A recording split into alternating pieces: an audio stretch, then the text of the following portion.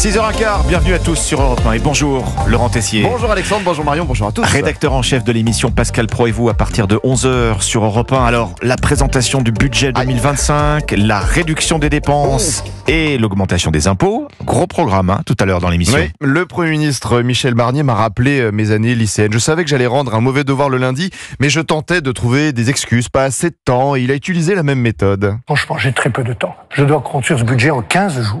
Jamais un Premier ministre n'a dû fabriquer un budget pour la France en une période de 15 jours. Objectif 60 milliards d'euros d'économie. Et le gouvernement s'est passé les éléments de langage hier. Je veux que cet effort soit juste, qu'il soit équilibré. Tout le monde prendra sa part. Et cela va nécessiter l'effort collectif. Ce que nous présentons aujourd'hui, c'est un effort nécessaire, partagé et ciblé. Voilà, faire un effort. Et comment résumer ce qui nous attend les prochains mois ? On est mal. Voilà, oui Alexandre Marion, nous allons devoir faire des efforts. Je vous en parlais la semaine dernière. Les retraités vont devoir attendre 6 mois de plus pour voir leur retraite augmenter. Juillet 2025 au lieu du 1er janvier. Donc allez dire ça à ceux qui ont bossé toute leur vie, qui ont une pension de 1 200 € et qui ne pourront pas avoir 6 mois de délai en plus pour payer leur facture d'électricité. Facture qui baissera au passage moins que prévu avec l'augmentation d'une taxe. Mais on embête les retraités parce qu'ils ne bloquent pas le pays, parce qu'ils ne manifestent pas.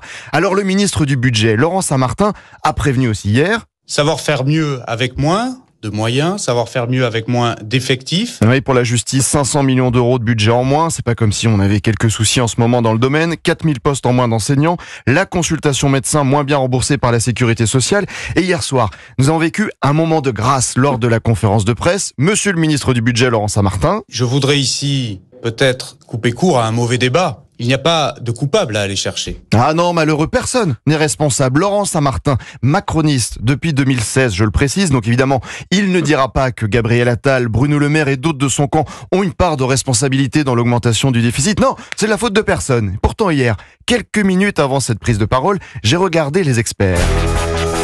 Ah, les experts de la Cour des comptes en pleine audition et leur président Pierre Moscovici, un autre discours sur le déficit et les responsabilités du camp d'Emmanuel Macron. Je crois qu'on peut dire que c'est absolument considérable et totalement inédit. Oui, et pour que tout le monde se rende bien compte de l'état du compte bancaire du pays, nous sommes désormais le 3e pays le plus endetté de la zone euro, derrière la Grèce et l'Italie.